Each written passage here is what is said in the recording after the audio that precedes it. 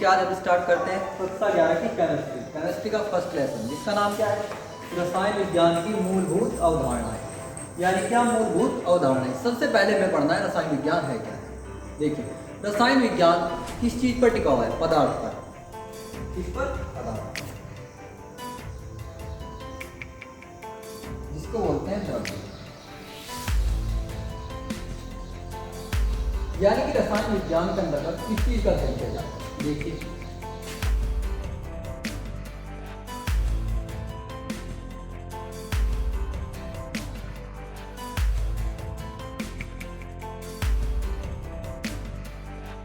रसायन विज्ञान के अंतर्गत किसका अध्ययन किया जाता है? यानी कि द्रव्यों के संगठन, संरचना, गुणधर्म, रासायनिक अभिक्रिया के बाद होने वाले इसमें परिवर्तन। यानी कि क्या परिवर्तन और उपयोग। संगठन मतलब किस चीज से मिलकर पदार्थ बना। संरचना यानी कि कैसी स्ट्रक्चर है उसकी, कितने बॉन्ड है, कितने नहीं। गुणधर्म यानी कैसे गुण है उसके। रासायनिक अभिक्रिया के बाद होने वाले परिवर्तन यानी क्या परिवर्तन है, जैसे दूध से दही का बनना क्या होता है? रासायनिक परिवर्तन। उपयोग किस चीज में इसका उपयोग किया जाए।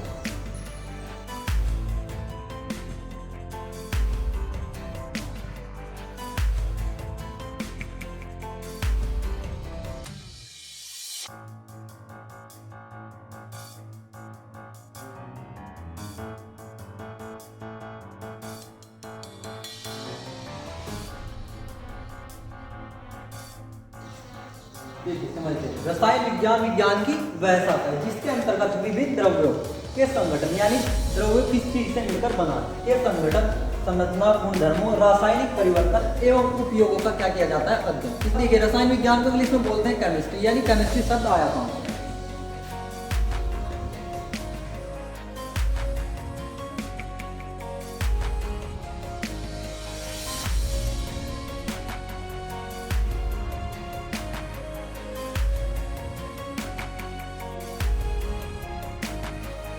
देखिए रसायन विज्ञान का इंग्लिश वर्ड यानी केमिस्ट्री। केमिस्ट्री कहाँ से लिया है? मिस्र के प्राचीन शब्द कीमिया यानी कीमिया से लिया गया है, जिसका अर्थ क्या है? काला। कहाँ से लिया गया है? कीमिया।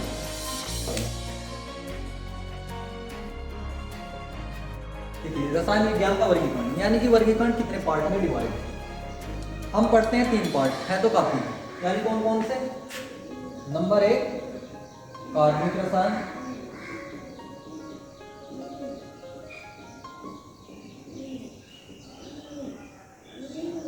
नंबर 2 एसिड,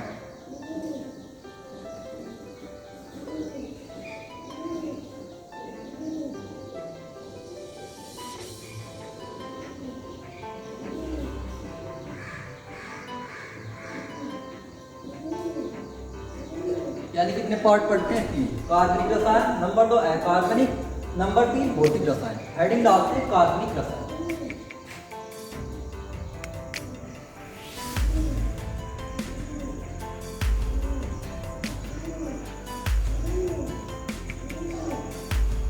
जिसको बोलते हैं ऑर्गेनिक केमिस्ट्री। यानी कार्बनिक रसायन के अंतर्गत किस चीज का अध्ययन किया जाता है? कार्बन और कार्बन से बनने वाले यौगिकों का अध्ययन।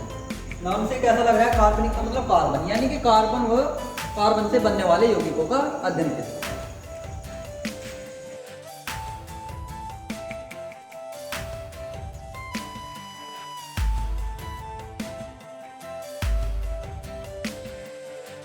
यानी कि इसका कार्बन एवं कार्बन से बनने वाले यौगिकों। कार्बन जैसे C6H12 यानी कि इसका सूत्र है ग्लूकोज। क्या है? कार्बन। यानी कि कार्बन एवं कार्बन से बनने वाले यौगिकों को क्या किया जाता है? अध्ययन। इसके बाद हेडिंग डालते हैं अकार्बन।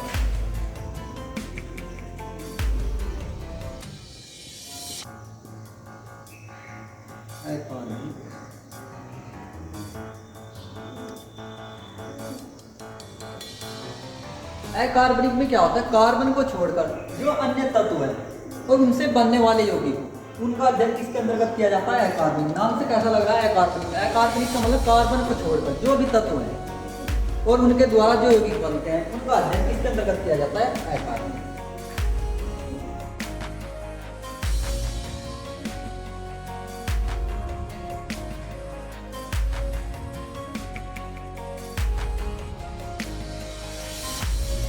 यानी कि इसका कार्बन को छोड़कर जो तत्व अन्य है और उनसे बनने वाले यौगिक, जैसे NaCl। NaCl क्या है? नमक। क्या नहीं है? कार्बन नहीं है। इसके अंतर्गत किया जाता है अकार्बनिक। H2O क्या है? यानी क्या नहीं है? कार्बन। H2O का अध्ययन किसके अंतर्गत किया जाता है? अकार्बनिक। नंबर 3 है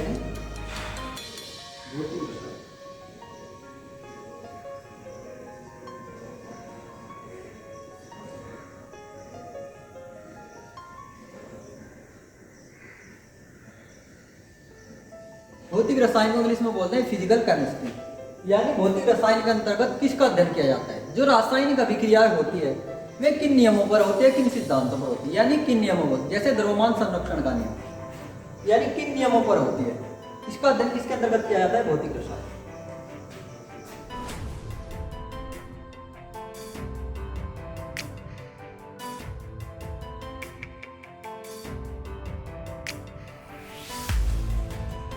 देखिए दोबारा समझते हैं, भौतिक रसायन यानी भौतिक रसायन के अंतर्गत किस चीज का अध्ययन किया जाता है? जो रासायनिक अभिक्रिया होती है किन भौतिक नियमों पर आधारित है और सिद्धांतों पर, इसका अध्ययन भौतिक रसायन के अंतर्गत किया जाता है। दोबारा समझते हैं, कार्बनिक रसायन।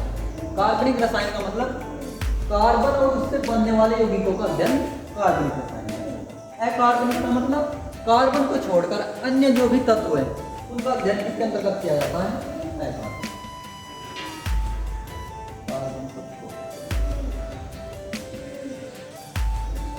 रासायनिक अभिक्रियाएं जिन नियमों पर आधारित होती है उसका अध्ययन भौतिक रसायन।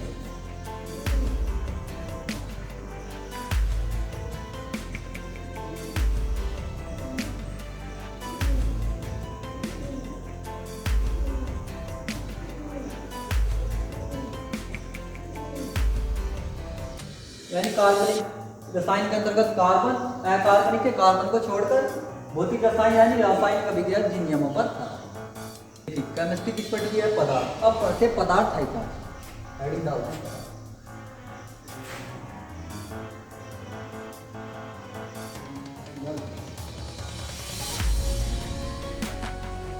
ब्रह्मांड में जो वस्तु है वे क्या? पदार्थ। यानी कि जो स्थान घेरती है अर्थात जिसमें द्रव्यमान है, जिनको हम 5 ज्ञानेंद्रियों के द्वारा अनुभव कर सकते हैं। यानी कि स्थान घेरती हो, द्रव्यमान हो, 5 ज्ञानेंद्रियों के द्वारा हम क्या करते हैं? अनुभव। क्या कहलाता है? पदार्थ।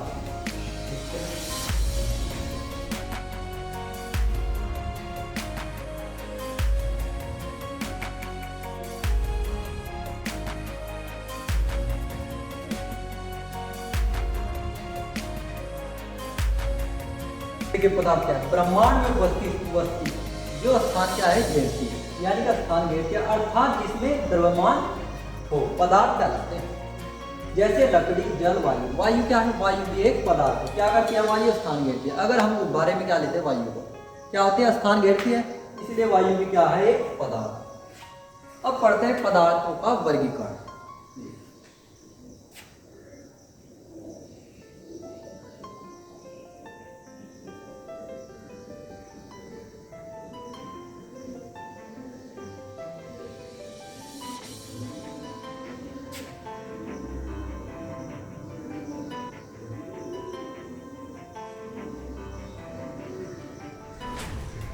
पदार्थों का वर्गीकरण यानी कि भौतिक अवस्था के आधार पर अलग होते हैं, रासायनिक अवस्था के आधार पर अलग, यानी 2 पार्ट में डिवाइड।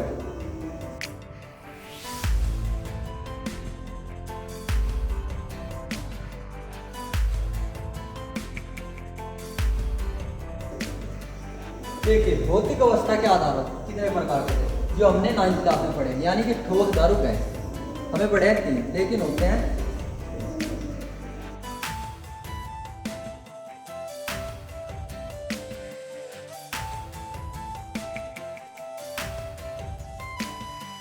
नंबर 1 ठोस। ठोस क्या होते हैं? जिनका आकार व आयतन निश्चित होता है, यानी कि जिनका आकार भी और आयतन भी दोनों निश्चित होते हैं। जैसे ईंट। ईंट क्या होता है? उसका आकार भी और आयतन भी दोनों क्या होते हैं? निश्चित। इसको क्या बोलते हैं? ठोस।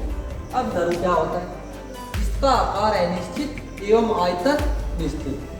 यानी कि धातु क्या होते हैं? जिनका आकार तो क्या होता है? निश्चित और आयतन निश्चित होता है। जैसे हम क्या करते हैं, अगर जल को हम किसी बर्तन में लेते हैं तो जिस बर्तन में लेते हैं उसी का क्या करता है? आकार ग्रहण कर लेता है। अब चलते हैं गैस। गैस क्या होते हैं? जिसका आकार एवं आयतन दोनों ही क्या होते हैं? अनिश्चित, यानी कि निश्चित नहीं होते, अनिश्चित होते हैं। प्लाज्मा क्या है? प्लाज्मा पाई जाती है तारों में, यानी कि तारे क्या होते हैं? टिमटिमाते रहते हैं। ये पाई जाती है तारों में। बोस आइसक्रीम क्या होती है? यानी कि कम टेम्परेचर पर छोटे छोटे परमाणु आपस में मिलकर सुपर एटम यानी कि बड़ा परमाणु का निर्माण करते हैं। फर्मियन क्या है? यह एक अमेरिका के विश्वविद्यालय में दावा किया गया है कि पदार्थ की तीसरी अवस्था फर्मियन है। अब रासायनिक अवस्था के आधार पर पढ़ते हैं।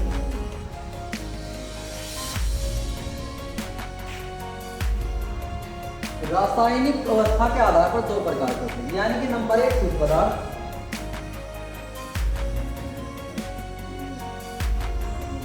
Number 2 acid.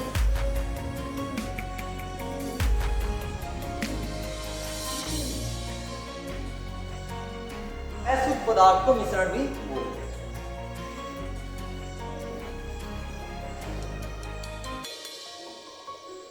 कुछ पदार्थ भी दो पार्ट में डिवाइड हो जाते हैं।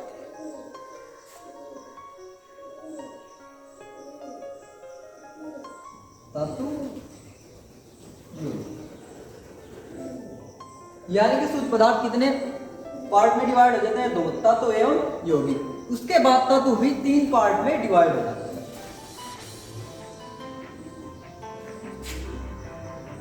नंबर 1 धातु,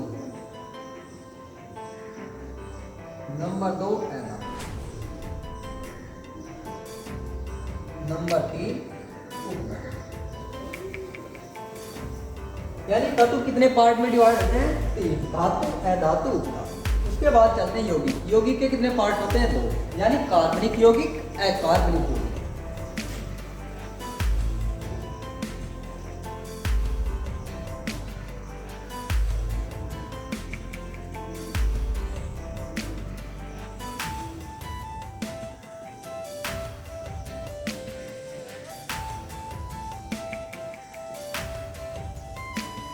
उसके बाद चलते हैं मिश्रण। मिश्रण कितने प्रकार के होते हैं? 2 प्रकार के।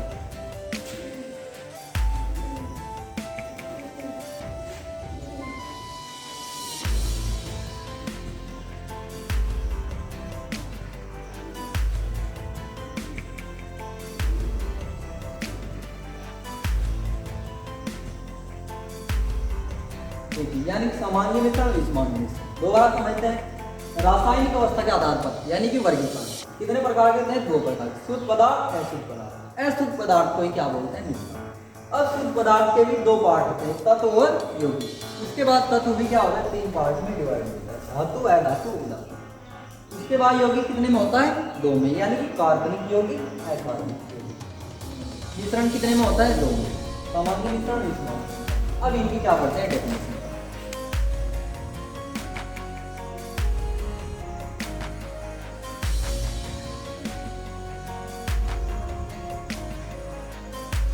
देखिए पढ़ते हैं शुद्ध पदार्थ। शुद्ध पदार्थ क्या होता है? वे पदार्थ जो एक ही प्रकार के कणों से मिलकर बने होते हैं, यानी एक ही प्रकार के, जिनकी रासायनिक प्रकृति एक समान, क्या कहलाते हैं? शुद्ध पदार्थ। यानी कि एक ही प्रकार के कणों से मिलकर बने हो और रासायनिक प्रकृति क्या हो? एक समान, क्या कहलाते हैं? शुद्ध पदार्थ। जैसे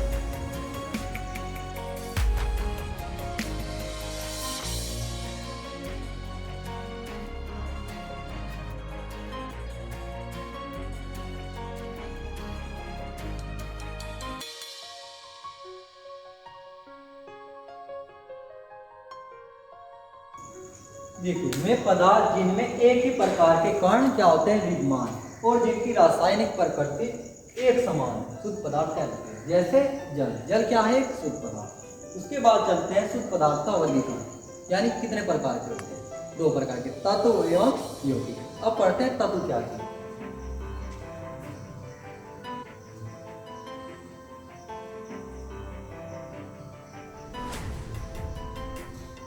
तत्व देखिए क्या होता है? वे शुद्ध पदार्थ जिन्हें हम भौतिक या रासायनिक विधि के द्वारा न तो तोड़ सकते हैं और न ही बना सकते हैं, क्या कहलाते हैं? तत्व। यानी कि भौतिक एवं रासायनिक विधि द्वारा न तो हम तोड़ सकते हैं और न ही बना सकते, क्या कहलाते हैं? तत्व।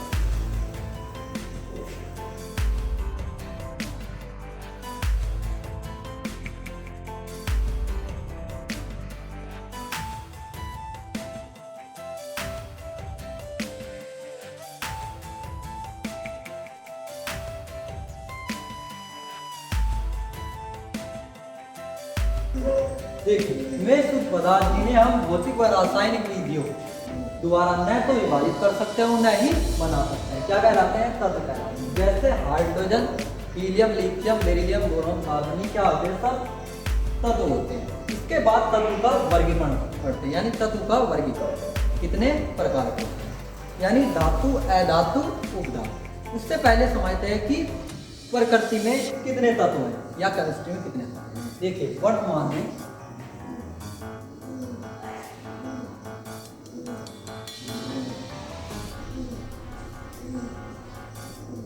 तत्वों की संख्या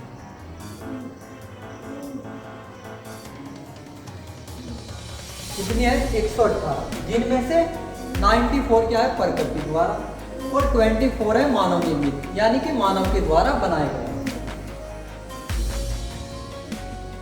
94 के द्वारा,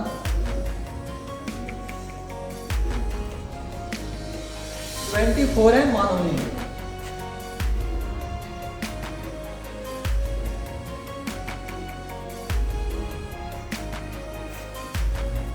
अब पढ़ते हैं तत्व का वर्गीकरण, यानी कि धातु क्या है?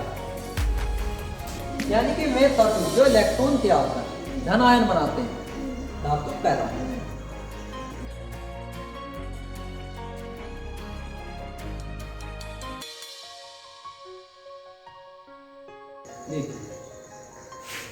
Na क्या होता है? सोडियम। सोडियम का परमाणु क्रमांक क्या होता है? 11। इलेक्ट्रॉनिक विन्यास बनाते हैं, देखिए 2 8 कितना 10 1, यानी कि 11। अब देखिए अगर एक इलेक्ट्रॉन सोडियम त्याग देता है तो सोडियम क्या आता है? अस्थायी अवस्था प्राप्त कर लेता है, यानी कितने इलेक्ट्रॉन त्याग सकता है? एक इलेक्ट्रॉन। एक इलेक्ट्रॉन त्यागने पर क्या आता है? +4। अगर एक इलेक्ट्रॉन त्यागता है +1, अगर 2 त्यागता है +2। उसके बाद मैग्नीशियम। मैग्नीशियम का क्या होता है? परमाणु क्रमांक 12, यानी 2 8। कितने इलेक्ट्रॉन त्याग सकता है? 2 इलेक्ट्रॉन। कितना चार्ज आता है? प्लस के 2। ऐसे ही अगर हम समझते हैं एल्यूमिनियम, एल्यूमिनियम का क्या होता है? क्या बनता है? 2 8 3, यानी कितने इलेक्ट्रॉन त्याग सकता है? अधिकतम 3 इलेक्ट्रॉन, यानी कितना चार्ज आता है? प्लस के 3 इलेक्ट्रॉन त्याग। उसके बाद चलते हैं अधातु।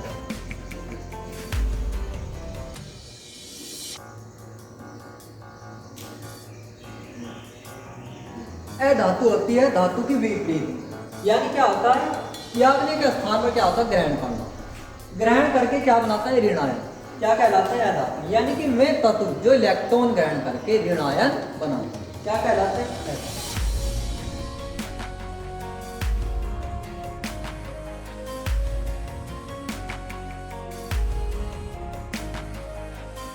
वे तत्व जो इलेक्ट्रॉन ग्रहण करके क्या बनाते हैं? ऋण आयन, क्या कहलाता है? अधातु। जैसे क्लोरीन। क्लोरीन का परमाणु क्रमांक क्या बनता है? 2 8 7, यानी कि अगर इलेक्ट्रॉन त्यागना चाहे तो कितने त्यागने पड़ेंगे? 7। अगर ग्रहण करना चाहे तो कितने कर सकता है? 1। क्यों? क्योंकि 8 पर क्या आ जाती है? अस्थायी अवस्था प्राप्त, यानी 1 इलेक्ट्रॉन क्या कर सकता है? ग्रहण कर सकता है। कितना चार्ज आता है? 1 इलेक्ट्रॉन ग्रहण किया, यानी कि -1। अब चलते हैं ऑक्सीजन। ऑक्सीजन का परमाणु क्रमांक क्या होता है?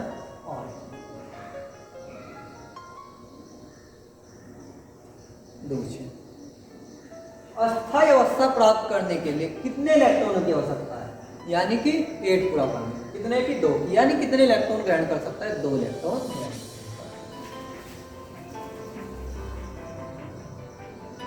यानी -2 चार्ज। दोबारा समझते हैं, धातु क्या चीज थी? यानी कि जो तत्व इलेक्ट्रॉन त्याग कर यानी कि खोकर धन आयन बनाते हैं क्या कहलाते हैं? धातु। बिल्कुल विपरीत है धातु, यानी कि जो तत्व इलेक्ट्रॉन ग्रहण करके ऋण आयन बनाते हैं क्या कहलाते हैं?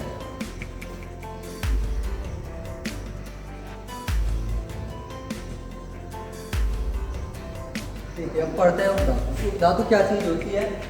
यानी कि जिनमें धातु एवं अधातु यानी धातु के भी और अधातु के भी दोनों गुण विद्यमान होते हैं क्या कहलाता है? शुद्ध धातु।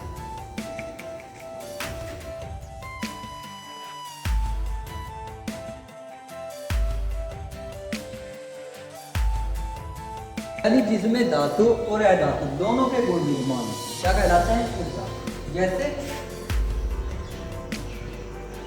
एंटीमनी,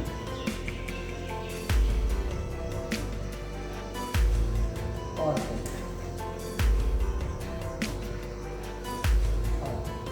यानी क्या है? एंटीमनी और आर्सेनिक शुद्ध धातु दोनों के गुण क्या है इसमें विद्यमान। उसके बाद चलते हैं यौगिक।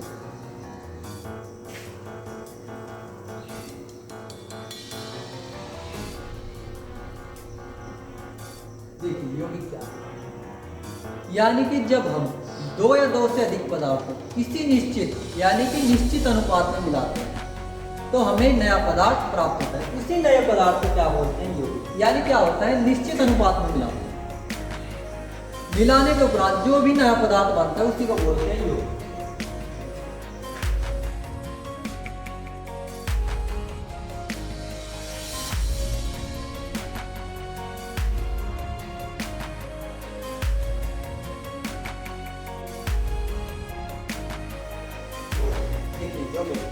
जब दो या दो से अधिक पदार्थों किसी निश्चित यानी कैसे किसी निश्चित अनुपात में मिलाया जाता है तो नया पदार्थ क्या कहलाता है? यौगिक। जैसे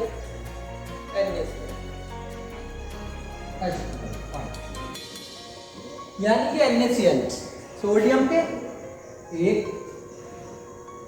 और क्लोरीन का 1 यानी कि अनुपात क्या है? निश्चित अनुपात। अगर हम सोडियम का 1 लेते हैं क्लोरीन का 1 लेते हैं तो ही NaCl बनता है। H2O यानी हाइड्रोजन के 2 ऑक्सीजन का 1 अनुपात क्या होता है? 2:1 यानी कि निश्चित अनुपात होता है। उसी क्या बोलते हैं? यौगिक। यौगिक का वर्गीकरण था यानी कितने प्रकार के थे यौगिक? 2 प्रकार के, कार्बनिक और अकार्बनिक।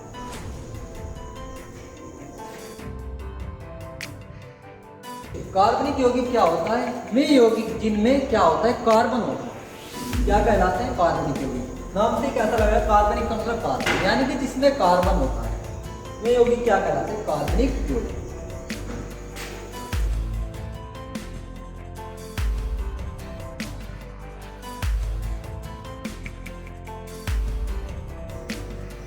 यानी कि जिनमें मुख्यतः क्या पाया जाता है? कार्बन पाया जाता है क्या कहलाते हैं? कार्बनिक यौगिक कहलाते हैं। जैसे C6H12 यानी ग्लूकोज। यानी इस यौगिक में क्या है? कार्बन, इसीलिए क्या है? कार्बनिक यौगिक।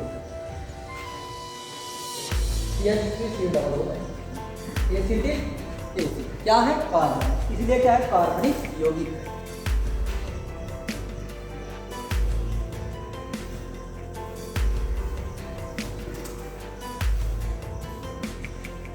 यानी कि C12H22 हो गया है किसका सूत्र है? चीनी। क्या है? कार्बन। यानी कैसा यौगिक है? कार्बनिक यौगिक। यानी जिसमें मुख्यतः कार्बन पाया जाता है क्या कहलाता है? कार्बनिक यौगिक।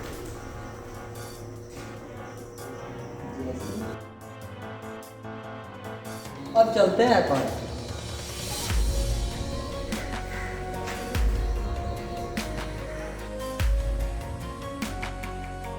अकार्बनिक का मतलब अकार्बनिक यानी कि जिसमें कार्बन ना हो, अन्य तत्वों के संयोग से बना क्या कहलाते हैं? अकार्बनिक यौगिक। यानी कि कार्बन नहीं होना चाहिए। जैसे क्या है? NaCl क्या नहीं है? कार्बन। कैसा यौगिक है? अकार्बनिक। H2O क्या नहीं है? कार्बन नहीं है, इसीलिए क्या है? अकार्बनिक।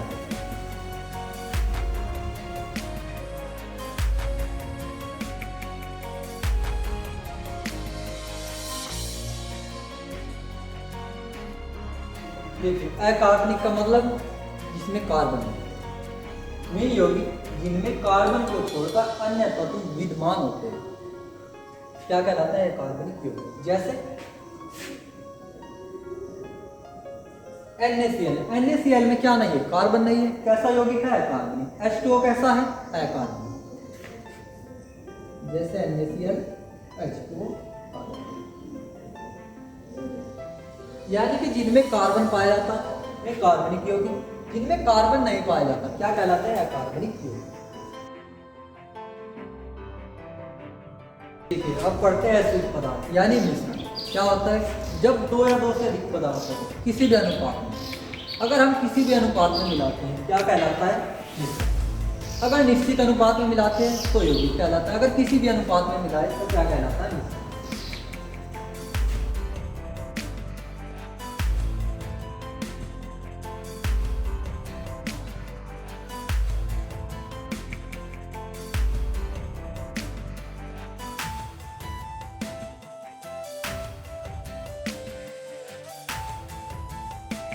जब दो या दो से अधिक पदार्थों किसी भी अनुपात में मिलाते तो नया बना पदार्थ क्या कहलाता है मिश्रण कहलाता है। जैसे रेत व बजरी का मिश्रण, नमक व चीनी का मिश्रण क्या कहलाता है मिश्रण। मिश्रण कितने प्रकार के थे, दो प्रकार। कौन कौन से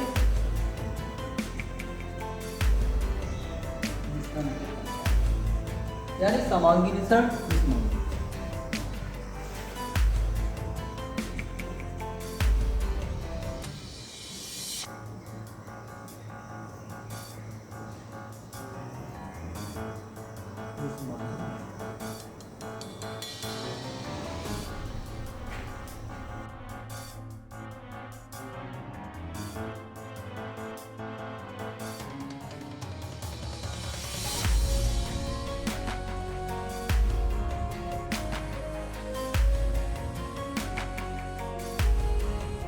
देखिए समांगी मिश्रण वह मिश्रण जिसमें प्रत्येक भाग के गुणधर्म एक समान और संगठन क्या हो एक समान, क्या कहलाता है समांगी मिश्रण। जैसे नमक व पानी का मिश्रण। अगर हम क्या करते हैं, कोई पात्र लेते हैं और उसमें क्या है नमक डालते हैं तो क्या होता है नमक पहुंचता विलय हो जाता है।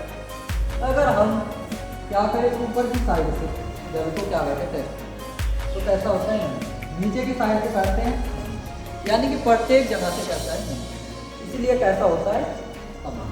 विषमांगी में क्या होता है, गुण धर्म क्या होते हैं असमान, संगठन क्या होता है असमान, क्या कहलाते हैं विषमांगी।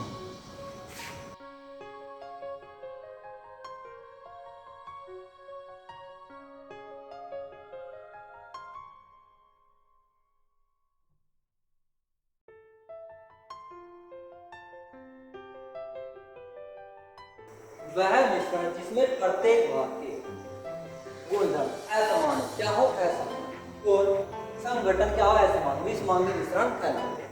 जैसे रेत में बजरी का मिश्रण क्या होता है, रेत में हम बजरी मिलाते हैं, यानी क्या होता है कहीं ज्यादा कहीं कम, यानी कैसा होता है विषमांगी मिश्रण। अब पढ़ते हैं परमाणु। परमाणु क्या चीज, यानी कि निर्जीव की सबसे छोटी इकाई। परमाणु के बारे में सबसे पहले एक भारतीय महर्षि कणाद उन्होंने बताया था, अगर हम किसी पदार्थ को क्या करते हैं तोड़ते जाते हैं,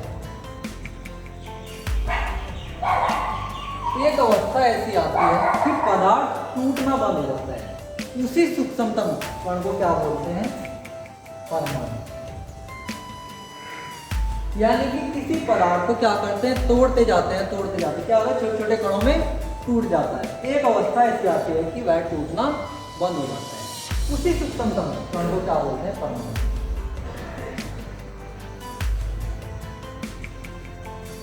किसने बताया सबसे पहले, भारतीय थे महर्षि कणाद, उन्होंने बताया था। लिखते हैं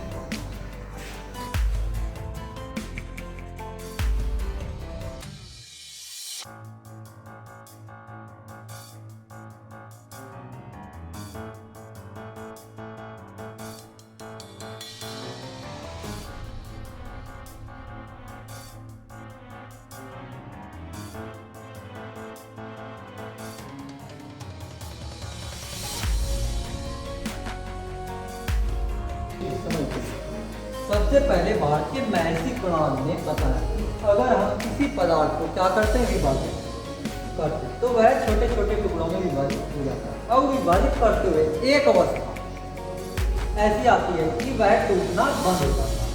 वह फिक्सन कंपनी क्या रहता है, परमाणु। यानी क्या है, बड़ा कोई पदार्थ है, उसे क्या करते हैं, तोड़ दिया जाता है, छोटे छोटे टुकड़ों में टूट जाता है। और एक अवस्था है क्या है, वह टूटना बंद हो, उसे क्या बोलते हैं, परमाणु। उसके बाद चलते हैं हम,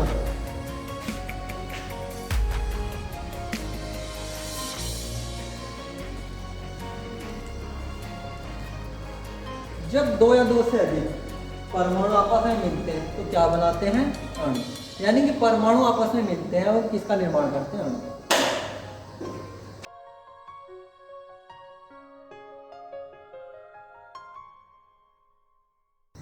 जैसे H+, दोनों आपस में क्या हो, मिले, इसका निर्माण हुआ H2, यानी क्या है, एक अणु। ऐसे क्या होता है, अणु का निर्माण होता है। मूल राशियां है क्या, जो हमारी अंतर्राष्ट्रीय पद्धति है उसमें मापन जिन राशियों के द्वारा किया जाता है तो क्या बोलते हैं, मूल राशि। यानी कि अंतर्राष्ट्रीय पद्धति में मापन होता है जो जिन भी राशियों के द्वारा होता है उन्हीं को बोलते हैं मूल राशि। जैसे लंबाई, समय, ताप, ये क्या है, मूल राशि।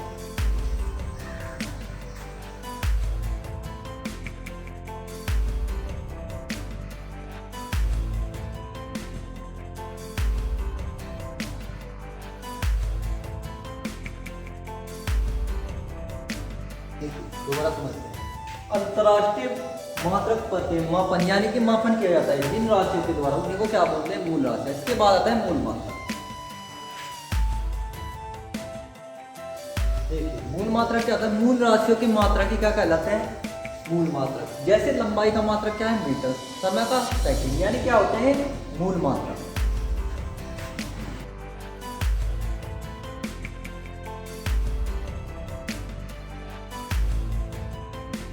यानी कि मूल राशि के जो भी मात्रक होते हैं उन्हें क्या बोलते हैं, मूल मात्रक।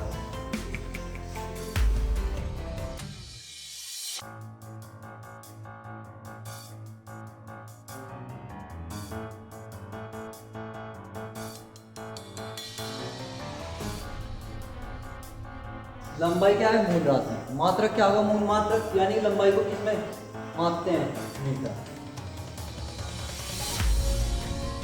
लंबाई का मूल मात्रक क्या है, द्रव्यमान का, द्रव्यमान को किस चीज में, किलोग्राम। समय को सेकंड।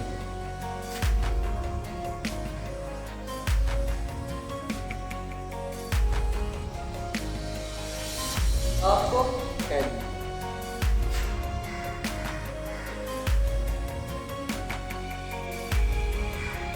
वैद्युत धारा को एम्पीयर।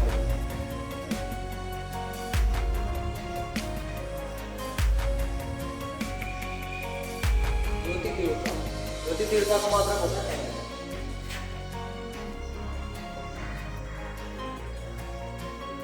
पदार्थ की मात्रा को।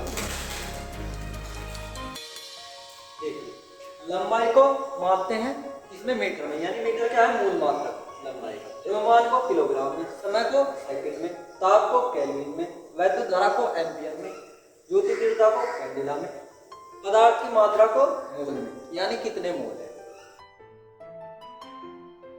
व्युत्पन्न राशियां, व्युत्पन्न राशियां है क्या, यानी कि वे राशियां जो मूल राशियों की सहायता से क्या की जाती है, प्राप्त, यानी कि इसकी मूल राशि। जैसे लंबाई है,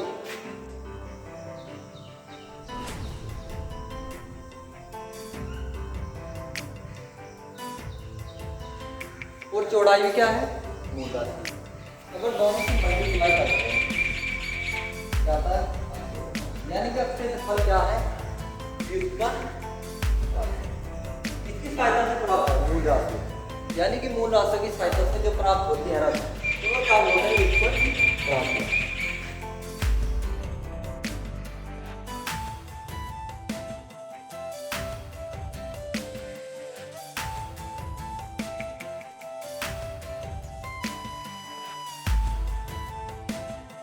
वे राशियां जो मूल राशियों की सहायता से प्राप्त की जाती है उन्हें क्या बोलते हैं, व्युत्पन्न राशियां कहते हैं। जैसे अक्षय संख्या,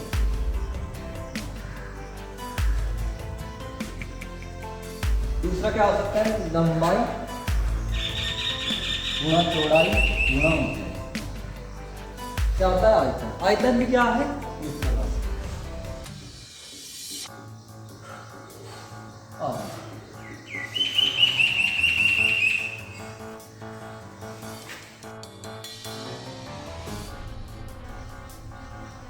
देखिए व्युत्पन्न मात्रक क्या होते हैं, व्युत्पन्न राशियों के मात्रा की क्या कहलाते हैं, व्युत्पन्न मात्रक या मूल मात्रकों की सहायता से प्राप्त किए जाने वाले मात्रक क्या कहलाते हैं, व्युत्पन्न मात्रक। यानी कि घात लगाकर प्राप्त किए जाते हैं, उनको क्या बोलते हैं, व्युत्पन्न मात्रक। जैसे लंबाई का मात्रक क्या था, मीटर। अब क्षेत्रफल का देखते हैं, क्षेत्रफल क्या होगा, लंबाई गुणा चौड़ाई। लंबाई का मात्रक मीटर, चौड़ाई को पहले मापते हैं मीटर में, क्या लिखते हैं, यानी कि मीटर स्क्वायर। मीटर स्क्वायर क्या चीज है, व्युत्पन्न मात्रक। यानी कि किसकी सहायता से प्राप्त हुआ, मूल मात्रकों की सहायता से ही क्या बना, व्युत्पन्न मात्रक लिखते हैं।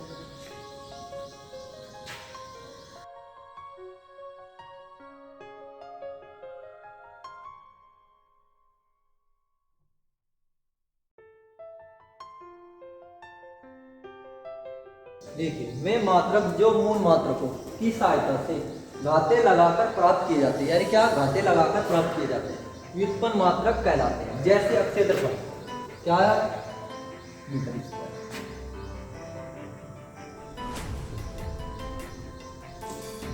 आयतन देखते हैं, आयतन क्या आता है, लंबाई गुणा चौड़ाई गुणा ऊंचाई। लंबाई का मात्रक मीटर, चौड़ाई का मीटर, ऊंचाई का मीटर। यानी कि मीटर की घात 3।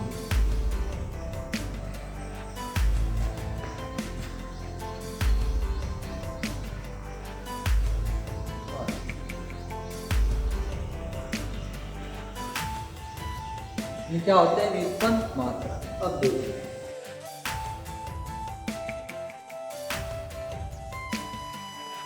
कुछ भौतिक राशियों के व्युत्पन्न मात्रक निकालते हैं। नंबर 1 देखते हैं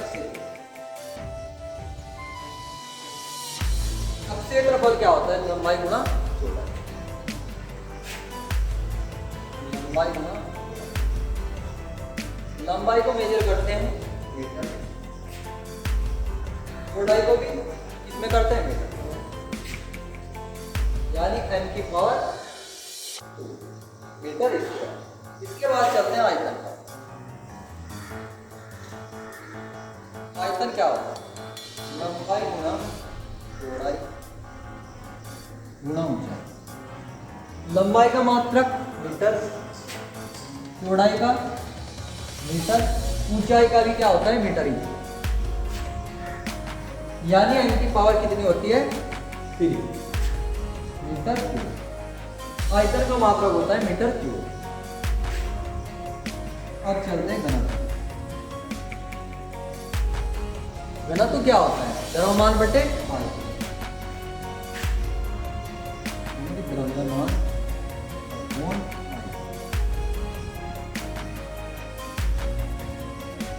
द्रव्यमान को किस चीज में मापते हैं, इसमें, यानी कि किलोग्राम।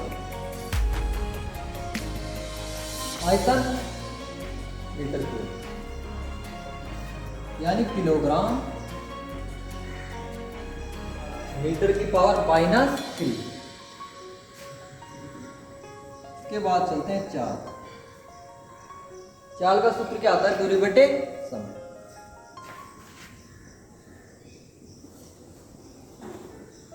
अब देखिए दूरी क्या होता है, लंबाई, यानी कि जैसे चलते हैं उसको क्या बोलते हैं, दूरी। दूरी को किस चीज में मेजर करते हैं, मीटर में। समय को सेकंड,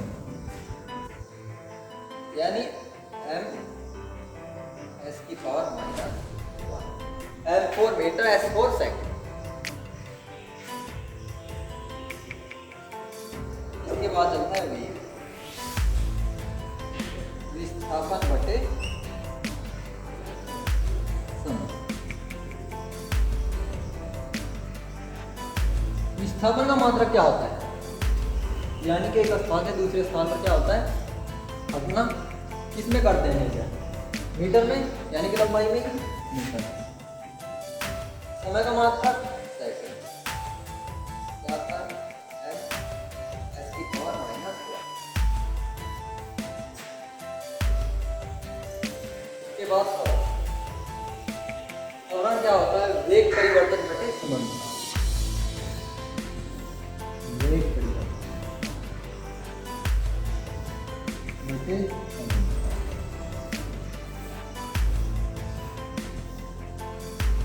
वेग परिवर्तन यानी वेग का मात्रक मीटर सेकंड की पावर माइनस,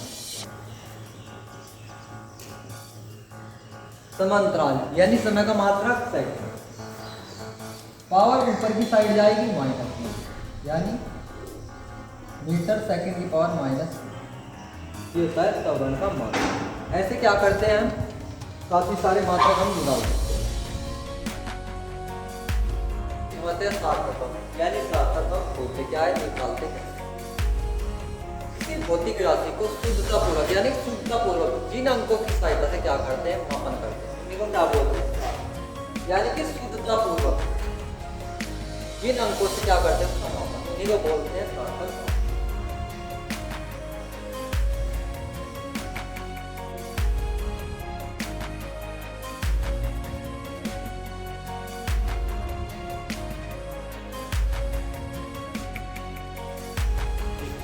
भौतिक राशियों का शुद्धतापूर्वक मापन जिन अंकों से करते हैं उन्हें क्या बोलते हैं, सार्थक अंक। अब देखिए सार्थक अंक निकालते कैसे।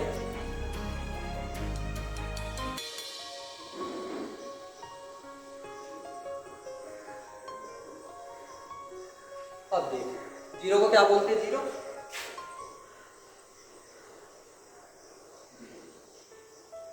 बचे हैं नंबरों को बोलते हैं नॉन जीरो।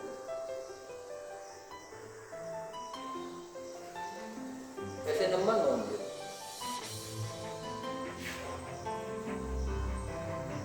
देखिए अगर हमारे पास सभी नंबर कैसे हैं नॉन जीरो, तो हम इन्हें सार्थक अंक में क्या करते हैं, काउंट करते हैं, यानी कि गिनती करते हैं। नंबर एक क्या लिखते हैं, नॉन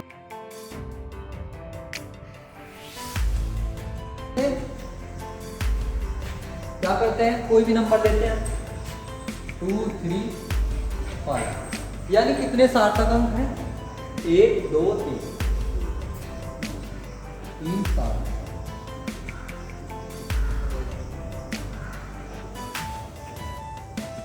अगर मैं अदर नंबर लेता हूं, यानी 3 4 5 6, कितने हैं, 1 2 3 4 4 5।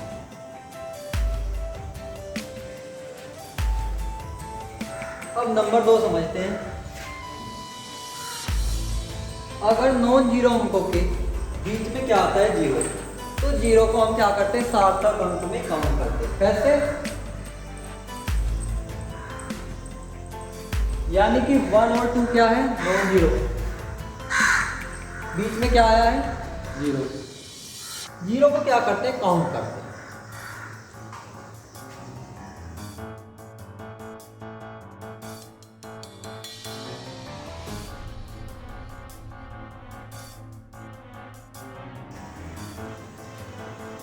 यानी मैं नंबर लेता हूं 2 0 0।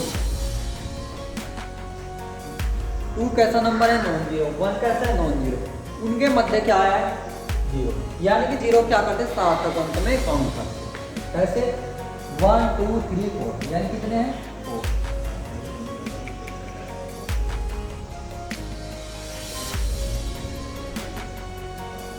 दूसरा नंबर लेते हैं कोई, कितने हैं, 1 2 3, यानी कि नॉन जीरो अंकों के मध्य क्या आया है, जीरो, क्या करते हैं, जीरो को काउंट करते हैं।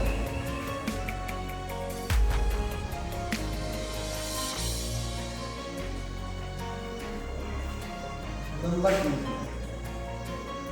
अगर जीरो नॉन जीरो अंकों से पहले आती है, यानी क्या, पहले जीरो आती है, बाद में नॉन जीरो नंबर आते हैं, तो हम जीरो क्या करते हैं, सार्थक अंक में काउंट नहीं करते। कैसे, अगर हमसे पूछे कि कितने सार्थक अंक हैं, यानी कि इन जीरो को हम क्या नहीं करते, काउंट नहीं करते।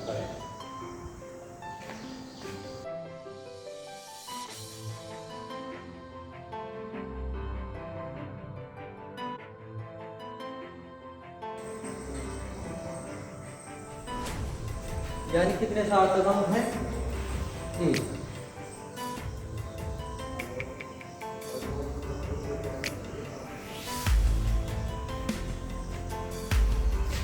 अब नंबर 4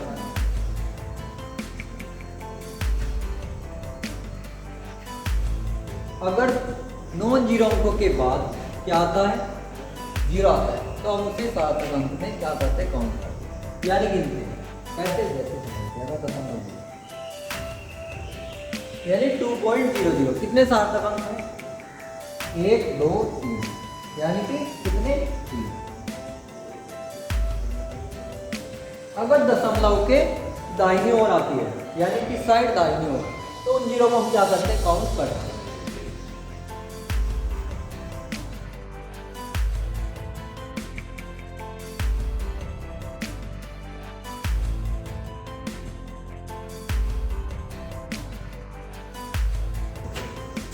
जैसे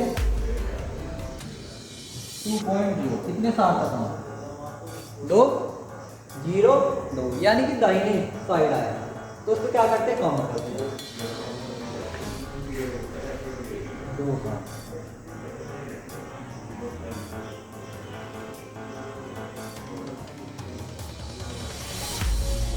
कितने सार्थक अंक हैं, 1 2 3, कितने,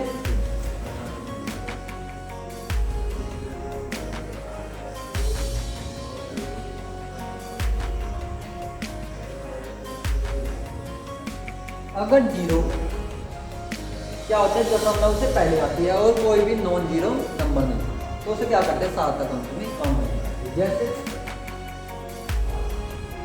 कितने सार्थक अंक, 3, क्या करते हैं, जीरो को काउंट नहीं करते, नंबर का। अगर हमसे कोई नंबर ऐसा दिया जाता है 10 की पावर, यानी कि उसमें पावर होती है 9.1 10 की पावर -8, यानी कि जो भी 10 की पावर होती है उसे हम सार्थक अंक में नहीं गिनते हैं।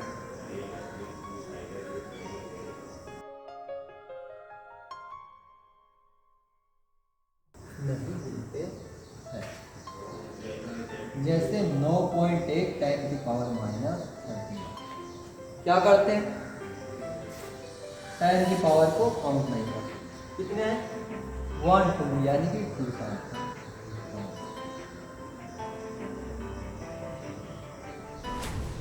अगर मैं लेता हूँ 10 की पावर 10, क्या करते हैं, 10 की पावर को काउंट नहीं करते, यानी कि 1 2 3 सार्थक।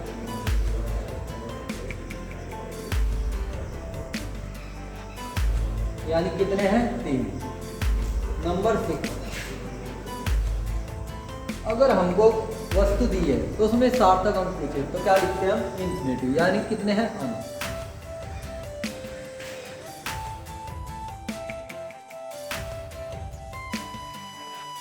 जैसे अगर हमको दिया है 10, सार्थक अंक कितना, अंक, यानी कि अगर देता है 12 सार्थक अंक इंफिनिटी।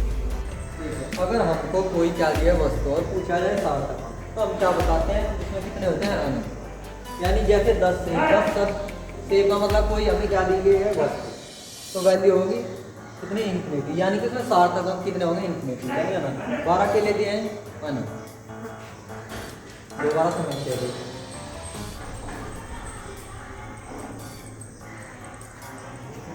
यानी कि अगर हमसे पूछे कितने सार्थक अंक है, क्या करते हैं, कैसे नंबर है, नॉन जीरो, काउंट करते हैं 1 2 3, यानी कितने, 3। अगर हमको जीरो नॉन जीरो अंकों से पहले दिए तो हम क्या करते हैं, सार्थक अंक में काउंट करते हैं। कैसे, कितने सार्थक अंक, उनको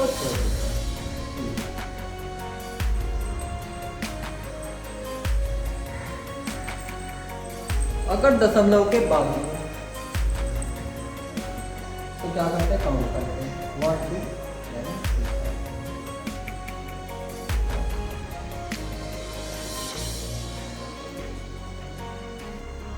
अगर हमको 10 की पावर दी है तो हम सार्थक अंक में क्या करते हैं, 10 की पावर को काउंट नहीं करते। कैसे? दूसरा नंबर लेते हैं,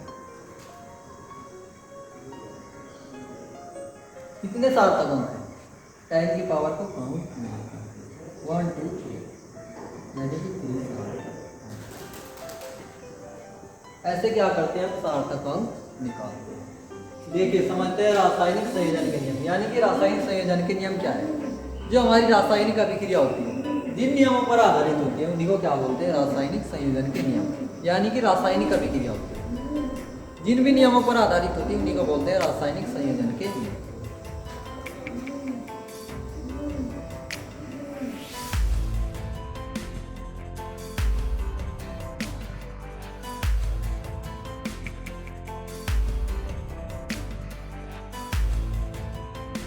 रासायनिक अभिक्रिया कुछ नियमों पर आधारित है, उन्हें रासायनिक संयोजन के नियम कहते हैं। जैसे द्रव्यमान संरक्षण, नंबर 1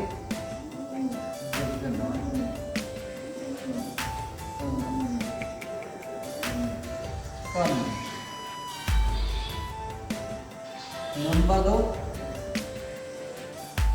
स्थिर अनुपात का नियम,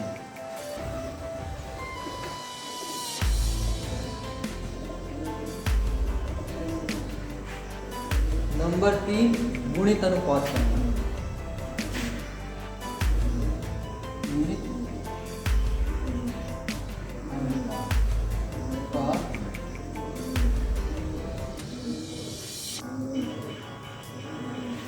नंबर 4 गैलुसेक पद्धति।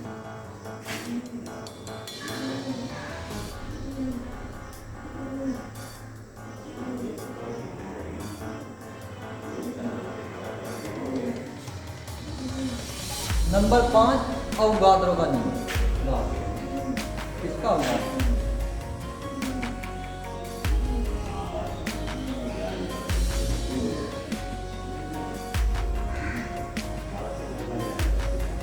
का नियम। पहला द्रव्यमान संरक्षण का नियम, दूसरा स्थिर अनुपात का नियम, तीसरा गुणित अनुपात का नियम, गैलुसेक का नियम, अवगाद्रो का। सबसे पहले पढ़ते हैं द्रव्यमान संरक्षण का नियम। हेडिंग डालते हैं द्रव्यमान संरक्षण। यानी द्रव्यमान संरक्षण का नियम दिया किसने, लेवोसी, यानी फ्रांस के वैज्ञानिक थे। कौन? लेवोसी।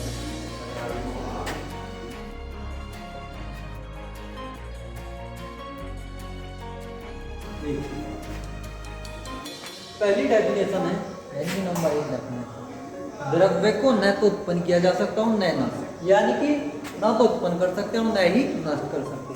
इसका नियम है द्रव्यमान संरक्षण का।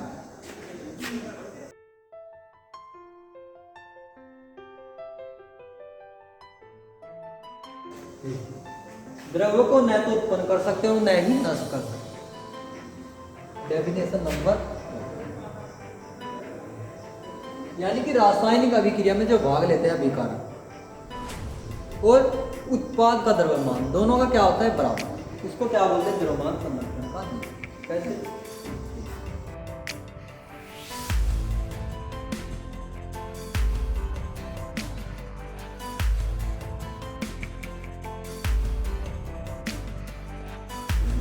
रासायनिक अभिक्रिया में भाग लेने वाले अभिकारक, यानी अभिकारकों का और उत्पाद का द्रव्यमान क्या होता है, एक समान। कैसे?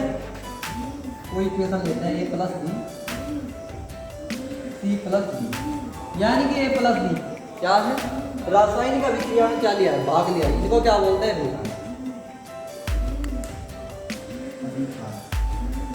c + d क्या है, यानी कि अभिकारक ने आपस में क्रिया की, क्या बना, उत्पाद, यानी क्या बोलते हैं, उत्पाद। दोनों का द्रव्यमान क्या होता है, आपस में बराबर। इसी को क्या बोलते हैं, द्रव्यमान संरक्षण का नियम। इक्वेशन समझते हैं, H2 + O2 H2 क्या करते हैं, सोल्व करते हैं। हाइड्रोजन के 2 ऑक्सीजन के यानी ऑक्सीजन के उधर की साइड कितने हैं? 1। क्या करते हैं 2 से। अब हाइड्रोजन के कितने होते हैं यहाँ पर? 4, यहाँ पर 2 से क्या करते हैं?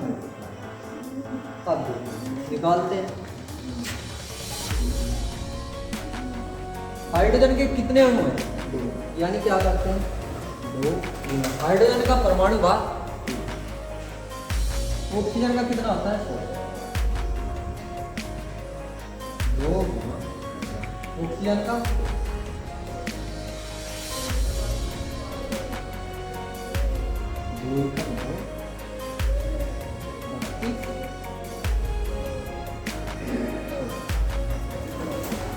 2 दूनी 4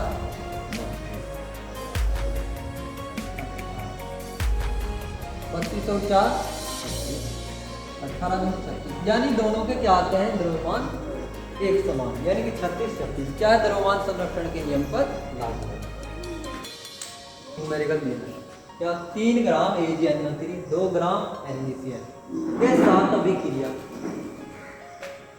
करके 4 ग्राम AgCl तथा कुछ मात्रा में NaNO3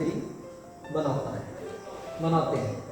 तो NaNO3 की मात्रा ज्ञात करें। किसकी? NaNO3 यानी कि सोडियम नाइट्रेट की मात्रा हमको क्या करनी है? ज्ञात करनी है। देखिए कैसे करें। AgNO3 प्लस NaCl क्या बनता है? AgCl NaCl। अब AgNO3 की हमको वैल्यू दी है, क्या दी है? 3। NaCl की AgCl की पॉइंट करनी है NaNO। क्या मानते हैं? द्रव्यमान संरक्षण के नियम से क्या करते हैं?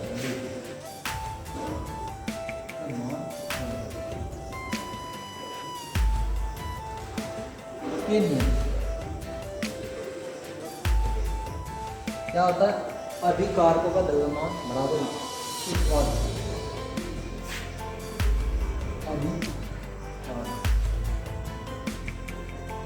द्रव्यमान बराबर उत्पाद और द्रव्यमान अभिकारक, यानी कि 3 ग्राम और 2 ग्राम 3 प्लस अब उत्पाद कितना? 4 प्लस 7 कितना होता है? 5 4 यानी x की वैल्यू आती है 1 ग्राम, यानी कि NaNO3 की कितनी मात्रा? 1 ग्राम। NaNO3 की मात्रा 1 ग्राम कितनी है? 1 ग्राम। क्या करते हैं?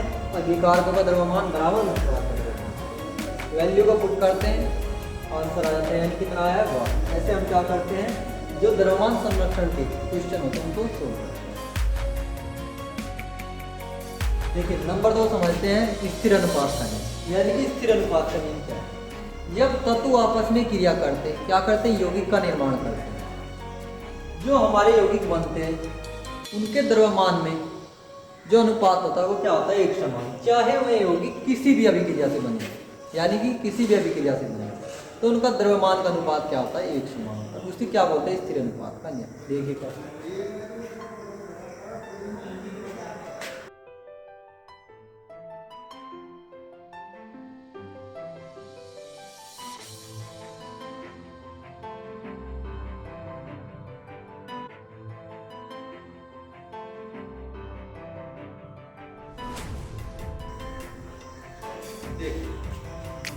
जब तत्व आपस में क्रिया करके यौगिक बनाते हैं तो उनमें तत्वों के द्रव्यमान का अनुपात क्या होता है? एक समान, चाहे वे यौगिक किसी भी अभिक्रिया से बने।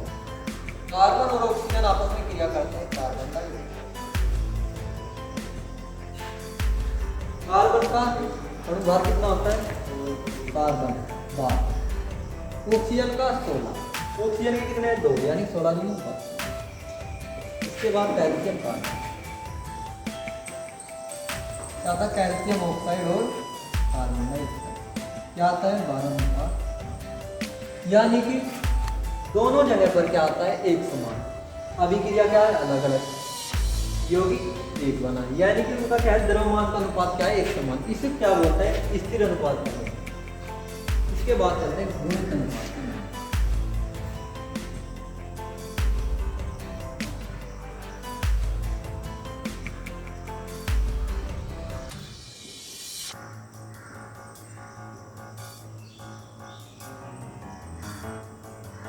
देखिए गुणित अनुपात का नियम है क्या, किसने दिया था, जॉन डाल्टन।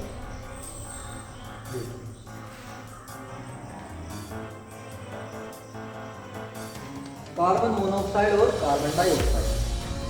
अब कार्बन का कितना 12, ऑक्सीजन का 16, कार्बन 12 16 16 भी 12। यानी क्या होता है एक तत्व का द्रव्यमान क्या होता है फिक्स होता है, यानी दूसरे क्या होता है चेंज होता है, यानी कि उसका गुणज होता है। इसीलिए इसको नाम क्या दिया गया है गुणित अनुपात का है। यानी कि जब क्या होता है यौगिक का निर्माण होता है, दो अलग अलग यौगिक हैं, उसमें एक तत्व का द्रव्यमान क्या है निश्चित, दूसरे तत्व का द्रव्यमान क्या है, यानी भिन्न कैसा है उसका कोई ना कोई गुणज है। इसी वजह से इसको नाम दिया गया है गुणित अनुपात का नियम।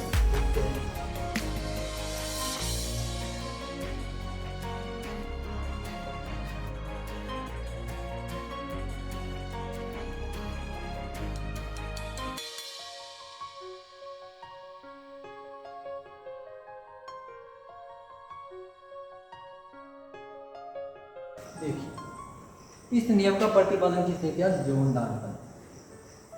जब भिन्न भिन्न यौगिक का निर्माण होता है तो उसमें एक तत्व का द्रव्यमान क्या होता है निश्चित तथा दूसरे तत्व का द्रव्यमान क्या होता है भिन्न भिन्न होता है। कैसे देखिए कार्बन मोनोऑक्साइड और कार्बन डाइऑक्साइड क्या होता है, कार्बन का 12 ऑक्सीजन का 16, कार्बन 12 ऑक्सीजन 16, दो है ऑक्सीजन के यानी कि 16 दूनी 32। क्या है एक तत्व का द्रव्यमान निश्चित, दूसरे तत्व का क्या है भिन्न। कैसा भिन्न, यानी कि गुणा, कितना 2 गुना। इसलिए इसको क्या बोलते हैं गुणित अनुपात का नियम।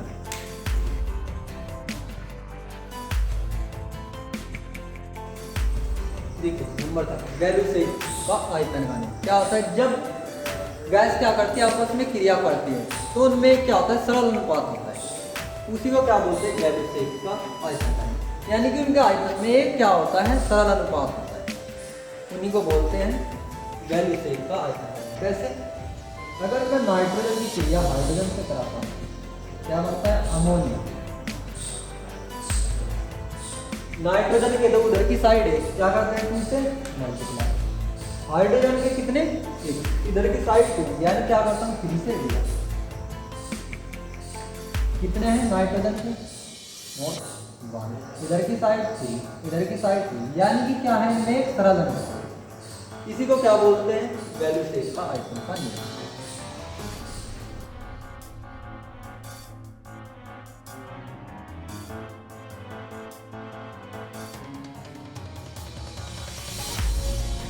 जब गैस आपस में संयोग करती है तो उनके आयतन में एक सरल अनुपात है। कैसा सरल, इक्वेशन लिखते हैं नाइट्रोजन हाइड्रोजन से क्रिया करते हैं,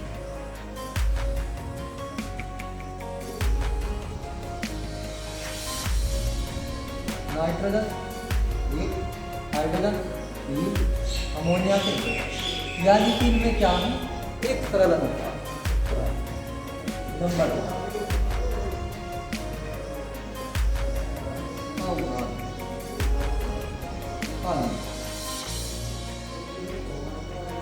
अवोगाद्रो का नियम क्या है,